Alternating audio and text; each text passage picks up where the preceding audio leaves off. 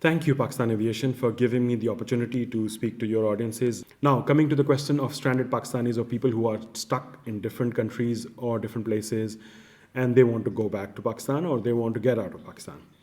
There are three things that you need to understand. There are two points that are associated with your responsibility, and then one is very important.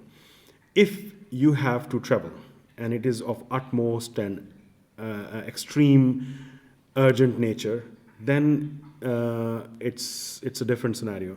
But if you don't have to travel and you can put off that travel for some time, or you can delay, or you can find different ways to deal with the situation, then stay where you are. You are safe where you are, rather than traveling, getting into an environment where you don't know what sort of circumstances are waiting for you. You don't know if the airport is disinfected. You don't know the luggage trolley or the airline counter or the plane seat or whatever is disinfected, and to what extent it is disinfected. So you are putting yourself into a completely different scenario. And in my humble view, you are safe where you are. But if you are part of the small number of people who have to travel because they are stuck, their visas are expiring, or they're international students without any recourse to public funds, or they don't have money, or they don't have resources, then it's a different case. If you are in this kind of situation, you need to remember two things. First of all, as a customer, you should have your first point of contact, the airline or the travel agent that has sold you the ticket. That is their primary responsibility, to take care of you, because you are their customers. You have paid for the services, and you should expect some kind of responsibility from the airline or the travel agent, that they do that. So they take that responsibility and facilitate you. And there are airlines that are offering you flexible changing facility. You can change the date of your return or your travel. You can extend the date of travel. You can even cancel in some situations for free. You can exchange your ticket for air miles or whatever. So you need to understand what your circumstances are and try to utilize any of these options if you want to. If, for example, the airline is offering you a refund and you know when things are going to improve, tickets are going to skyrocket, then it's best to basically keep this ticket, utilize it some other point, and try to find a cheaper or different option that can basically get you from point A to point B.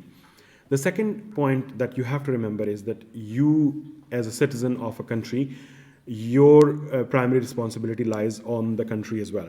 So for your well-being, or to get you home or wherever you are comfortable, is a responsibility of the government. And a lot of governments are trying to do this, trying to facilitate their citizens and getting them from point A to point B. If this is the situation, you need to contact the nearest Pakistan embassy or your embassy in Pakistan.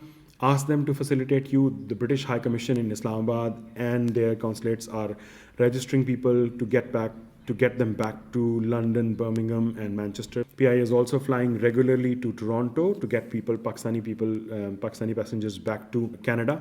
So you need to understand and you need to know what your situation is, and then utilize these options where and how you deem them right. But one thing you need to understand, it's a very difficult situation. All the embassies or the airlines or their staff are not used to this kind of scenarios. This is an unprecedented situation where most of the people don't know. There is a lockdown in Pakistan. The flight operation was restricted till 10th. At the last minute, the airline, everybody was expecting that there will be some kind of relief, but that is now extended till 21st April. And there is no hope or no surety that this suspension will be lifted. So we are looking at least end of April, even end of June, some people are talking about it. So you need to understand that this is a situation where there is no certainty. The airlines don't know. The governments are having different kind of decision-making levels. So this is not something that is very well-oiled or well-synchronized system. So you have to understand all of this and try to bear with this and try to understand. If you are contacting an embassy, if you're trying to contact an airline, you need to be patient. If you are sending out a message, there are hundreds of other people who are trying to send out the messages as well. So if you send 10 messages, you are overburdening the system. And by overburdening the system, you are delaying your own response or the response of the airline or the government to you and many other people. So send the message and wait for some time. There are people who are looking after that. There are people who are trying to address that, but the situation is overwhelming, and sometimes things or systems could not cope with that. So be patient and be considerate of others as well. Now, coming to the final point, that if you have to buy a ticket, please make sure that the ticket takes you to the final destination, and do your own homework as well. That if Government of Pakistan is allowing that sort of scenario, look out for civil aviation notifications.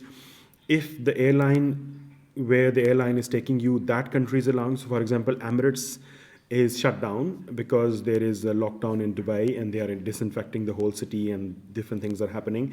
So even if Pakistan allows flights to Pakistan and your flight is via Dubai, it will be difficult. So you need to understand all of these things and try to understand these all complexities and then take the decision.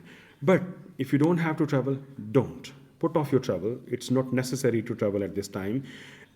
Unless the circumstances are overwhelming, then it's a different ball game and a different scenario. And from case to case, you can decide what sort of situation you are in and how you want to tackle that. But finally, the Pakistan Aviation team has told me that they are answering questions in their inbox, they are answering questions on Instagram, and they are trying to answer questions on Twitter.